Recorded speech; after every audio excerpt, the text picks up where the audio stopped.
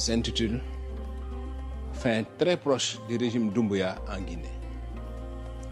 En Guinée, Mamadi Doumbouya vit ses derniers jours au pouvoir. Cet ex-fantassin de la Légion étrangère française voit son corps de colosse de jour en jour aminci par un foudroyant cancer en phase terminale. Entré par effraction dans l'histoire de la Guinée,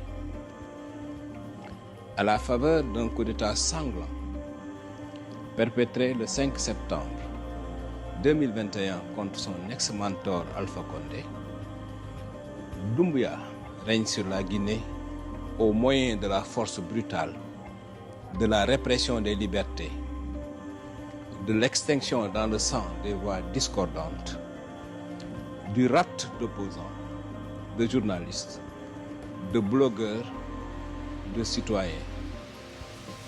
L'ancien légionnaire a monté des escadrons de la mort sous la férule de son très cruel aide de camp, le commandant Moriba Dantili Keïta alias Kilo, chargé des opérations secrètes de la présidence.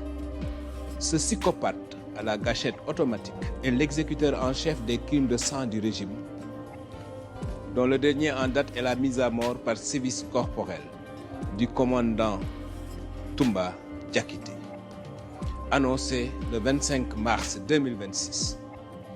Toumba fut violemment extrait de la prison centrale de Conakry, cruellement torturé à point zéro du nom de cette esplanade du palais Mohamed V qui jouxte le bureau présidentiel et fait face à la mer, transféré comateux et presque mort à la prison de Koya, où il a rendu l'âme 4 à 5 jours avant l'annonce de son décès par l'administration pénitentiaire et le parquet de Conakry. Si par miracle le cancer épargne la vie de Mamadi Doumbouya, il va se retrouver devant le prétoire de la Cour pénale internationale, aux côtés de Kilo et des tueurs de ce dernier, Cobra Soleil, Bidi Condé, Ibrahima Sori Sanou, Roméo Sangaré, Takala Yorobo, Satan 2, Aigle Noir, Cobra 5, Ouragan, Talbot, etc. Ainsi que tous les fous furieux de la très sanguinaire unité Cobra. Leur mode opératoire est connu: torture,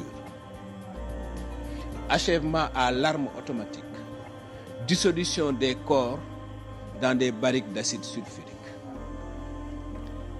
Ils vont répondre de la torture à mort dans une salle de la présidence du général Sadiba Coulibaly en présence des généraux Bala Samoura, Amara Kabara, Aboubakar Sidiki Kamara Idi Amin.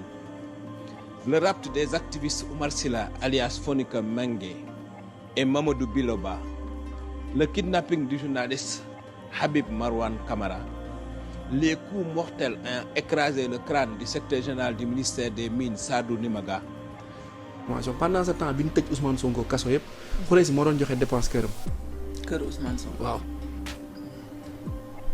loolu révélation la. waaw moo doon joxe télé laa toog. nañ ko weddi. moo ko doon joxeel dépense. biir këram ci biir kaso bi yëpp. nañ ko weddi nagu sarax yëpp moo ko jënd. ñi blessé ñëpp moo leen faj. kon léegi Ousmane mi nga xamante ni nee nañ sax du 5 millions mais am na sax ñu naan 19 millions par jour la doon am ci 2 ans yi. léegi na fay Khoureychi xaalis. waaw ku ko war a fay la léegi na ko fay léegi. ku ko war a fay la. mënu leen yàq der sax. en fait man su ngeen paree ngeen dem waxaat. ma waxaat leen leneen nit boo xam ne dafay jël ay responsabilités. waaw dafay assumer en fait. il te colle des images des mots des expressions après voilà quoi parce que wër nañ la wër xooluñu gisuñu lu ñu wax ci sa papa. gisuñu lu ñu wax ci sa yaay gisuñu lu ñu la wax yow. gisuñu dara lu ñu am ci sa cursus sa parcours. léegi ñu def la yalwaankat wala ñu def la ab toppee wala ku torox di xëy di wax. man j'ai énormément de réponses à vous donner. Mais c'est pas mon profil de venir à la télé pour di def yooyu noonu c'est pas mon profil c'est pas mon genre. Mais j'ai énormément d'infos et de choses à dire. En tout cas donc on passe à autre chose. ayca ñu jàll ci événement bi nga xamante ne mooy Magal Touba bi fi bàyyeekoo barki Dembo Ndiaye ak li nga xamante ne noonu lay contribuer à chaque fois ci suñu économie gis nga on nous parle de près de 1000 milliards yoo xam ne daanaka.